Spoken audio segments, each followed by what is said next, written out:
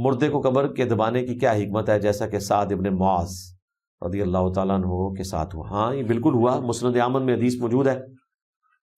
نبی اسلام نے جب ان کو دفنایا، سنن نسائی میں بھی یہ حدیث موجود ہے، بلکہ سنن نسائی میں تو عبداللہ ابن عمر کا قول ہے کہ ان کے جنازے میں 70,000 فرشتے شریک ہوئے، لیکن پھر بھی قبر نے ان کو دبایا۔ اور مسند احمد میں آتا ہے کہ قبر ان کے لیے تنگ ہوئی، پھر کشادہ ہو گئی۔ تو اس کی محدثین نے جو شرح بیان کی ہے، وہ تنگ ہونے سے مراد یہ نہیں ہے کہ ان کی ہڈی پسلیاں کوئی نعوذ باللہ ایک دوسرے میں چلی گئی تھی کوئی عذاب کے طور پہ۔ جیسے ایک ماں کسی بچے کو اپنے سینے سے لگاتی ہے تو تھوڑا سا دبوچتی ہے، بس اس حد تک ہے۔ تو ایک انیشلی مہمان نوازی اس کی ہوتی ہے، تھوڑا دبایا پھر کشادہ ہو تو پھر آپ کو مزہ آئے گا نا۔ دیکھیں آپ نے صبح سے گرمیوں میں بوٹ پہنے ہوئے ہوں، جیسے ہی آپ تسمہ کھولتے ہیں تو کتنا مزہ آتا ہے آپ کو۔ تو آپ قبر میں جائیں اور قبر آپ کو ہلکا سا دبائے اور پھر وہ کھل جائے تو آپ کو اسی وقت ایسے سانس کھلے گا کہ یار میں آزمائش میں نکل گیا۔ تو یہ اس حد تک ہے، باقی یہ نہیں ہے کہ کوئی عذاب کے طور پہ ان کے ساتھ کوئی ایسا معاملہ ہوا، یا بعض اوقات وہ جعلی روایتیں لوگ پیش کرتے ہیں۔ کوئی صحیح روایت میں اس حوالے سے بات نہیں ہے کہ ان پہ کوئی عذاب تھا۔ باقی مسند احمد میں، سنن نسائی میں حدیث موجود ہے، اور آپ کو مشکات کی پہلی جلد میں عذاب قبر والے چیپٹر میں مل جائے گی، آپ خود پڑھ کے دیکھ لیں، اس میں کوئی عذاب کا ذکر نہیں ہے۔ بلکہ ہمارے استاد شیخ زبیر صاحب نے، مجھے صحیح طرح یاد ہے کہ مشکات کے فٹ نوٹ پہ محدثین کا قول بھی عربی میں نقل کر دیا ہے کہ جس طرح ایک ماں اپنے بچے کو گلے لگاتی ہے، تھوڑا سا دباتی ہے، بس یہ والا دبانا ہوگا، یہ کوئی عذاب والا دبانا نہیں ہوگا۔ بہرحال ہم اللہ سے دعا کرتے ہیں، اللہم انا نعوذ بک من عذاب جہنم ومن عذاب القبر ومن فتنة المحیا والممات ومن شر فتنة المسیح الدجال، آمین۔ کیا خلا کے بعد دوبارہ اسی شخص سے نکاح ہو سکتا ہے؟ اگر تو خلا اوریجنل والا ہوا ہے، یعنی خامن نے طلاق نہیں دی، کیونکہ پاکستان میں جعلی خلا ہوتا ہے، خلا میں بھی خامن سے طلاق دلوائی جاتی ہے، 3 طلاق کے کاغذ سائن کروائے جاتے ہیں، تو وہ خلا تو ہے ہی نہیں ہے، اس خامن کی طرف تو آپ نہیں لوٹ سکتے۔ ہاں اگر آپ کا تنسیخ نکاح کا معاملہ ہوا ہے اور وہ بھی جعلی طریقے سے نہ ہو کہ خامن کو پتہ ہی نہیں اور آپ کھلا لے کے سائڈ پہ ہو گئے، نوٹس بھجوائے جائیں، ہاں ہٹ دھرمی کی وجہ سے وہ نہ آئے اور وہ ظالم ہے اور آپ اس سے علادگی اختیار کرنا چاہتے ہیں، تو دوبارہ پھر اس سے نکاح کرنے کی ویسے ہی ضرورت نہیں ہے۔ البتہ اگر آپ کو اب لگا کہ اس کی عادتیں ٹھیک ہو گئی ہیں، یا آپ کی طرف سے کوئی زیادتی ہوئی بھی تھی اور آپ کو احساس ہو گیا اور طلاق نہیں ہوئی بھی تھی، صرف خلا ہوا تھا، تو پھر ابن عباس کا، حضرت عثمان غنی کا فتویٰ مسند احمد میں موجود ہے کہ دوبارہ سے نکاح ہو سکتا ہے، لیکن نئے حق مہر کے ساتھ ہوگا، یہ ذہن میں رکھیے گا، وہ پرانے والا حق مہر ختم، تو وہ عورت اس مرد کی طرف واپس جا سکتی ہے بشرطے کہ 3 طلاق نہ ہوئی ہو، صرف خلا ہوا ہو۔ نبی اور رسول میں کیا فرق ہے؟ اس پہ میری تفصیلاً ویڈیو ریکارڈ ہے، دیکھیں قرآن پاک میں یہ الفاظ انٹرچینجبل استعمال ہوئے ہیں، بعض اوقات رسولوں کے لیے نبی کا ورڈ بھی آیا ہے، نبیوں کے لیے رسول کا ورڈ بھی آیا ہے، وہاں سے پھر کنفیوژن کھڑی ہو جاتی ہے جب ہم ڈیفینیشن کرتے ہیں کہ جی نبی وہ ہے جو صاحب شریعت نہیں ہوتا، رسول وہ ہے جو صاحب شریعت ہو، جو ایک روایت بھی ہے، اس کی صحت میں اختلاف ہے، بعض محدثین صحیح سمجھتے ہیں، بعض اس کو ضعیف سمجھتے ہیں۔ مسند احمد کی روایت ہے، مشکات میں بھی موجود ہے، نبی علیہ السلام نے فرمایا کہ 1,24,000 انبیاء آئے دنیا میں، ان میں سے 315 رسول تھے، یعنی رسول صرف 315 ہیں، باقی 1,24,000 آلموسٹ وہ انبیاء ہیں۔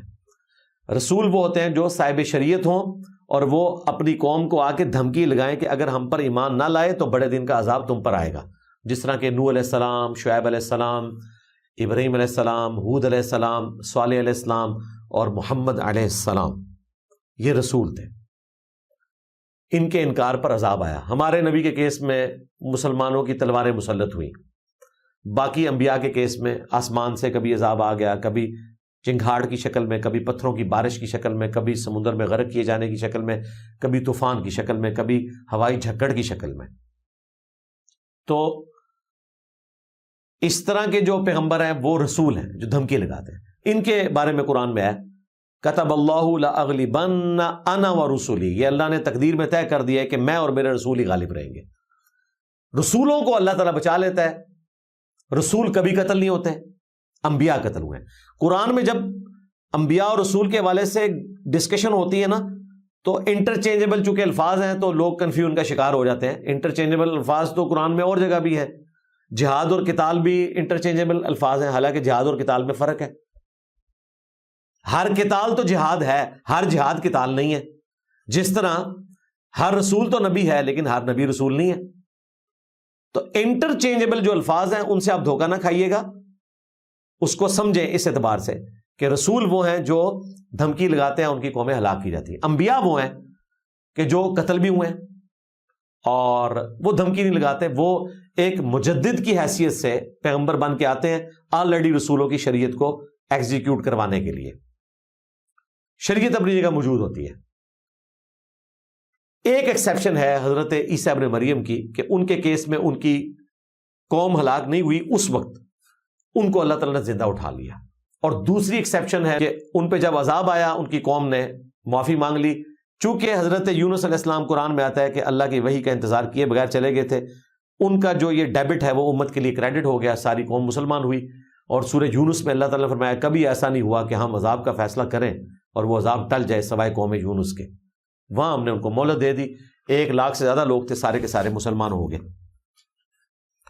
تو رسول وہ ہوئے جو صاحب شریعت ہیں، ان کا انکار کرنے کے اوپر اللہ کی طرف سے عذاب آ جاتا ہے. نبی وہ ہیں کہ جو صاحب شریعت نہیں ہوتے، آلریڈی کسی پیغمبر کی شریعت کو اسٹیبلش کرنے آتے ہیں اور بسا اوقات ان کو قتل بھی کر دیا جاتا ہے. ان کی حفاظت اس طریقے سے نہیں ہوتی جو رسولوں کی حفاظت اللہ تعالیٰ فرماتا ہے. یوسف علیہ السلام نبی تھے، رسول نہیں تھے، اس لیے وہ کسی شریعت کا ذکر نہیں کرتے اور نہ کوئی دھمکی لگاتے ہیں اپنے پوائنٹ آف ویو سے. دعوت توحید پیش کرتے ہیں، آپ دیکھ لیں جیل کے اندر توحید کی بات کرتے ہیں. اگر رسول ہوتے ہیں تو وہ کہتے ہیں کہ مجھ پر ایمان لاؤ نہیں تو بڑے دن کا عذاب تمہیں آ پکڑے گا. یہ آپ کو ڈفرنس نظر آیا؟ اس کے اگینسٹ باقی آپ رسولوں کو دیکھیں تو وہ اسی طریقے سے گفتگو کرتے ہیں. نوح علیہ السلام، ہود علیہ السلام، صالح علیہ السلام کہ جی مہلت ہے، عذاب آ جائے گا، ایمان نہیں لائے گا. تو یہ کلیئر ہو گیا.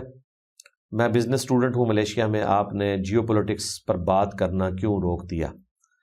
اس لیے روک دیا کہ ایران اور امریکہ کا جو یہ کانفلکٹ چل رہا تھا وہ ایک اسٹیگنیشن پوزیشن پہ آ گیا.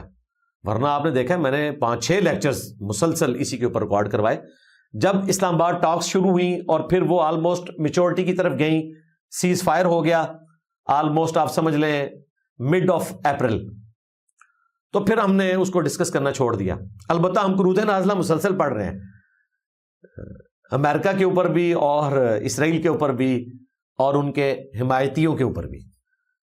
لیکن میں نے ڈسکشن اس لیے چھوڑ دی. اب تو آج تازہ خبر آ گئی ہے، رات کو ہمارے پرائم منسٹر صاحب نے بھی وہ کر دی ہے، ٹویٹ کر دی ہے کہ جنیوا کے اندر یہ فائنل کنکلوژن ہوگا، سگنیچر ہو جائیں گے اور ہوں گی وہ اسلام آباد میمورینڈم ہوگا، یعنی پاکستان ہی میزبان ہوگا لیکن جنیوا میں ہوگا.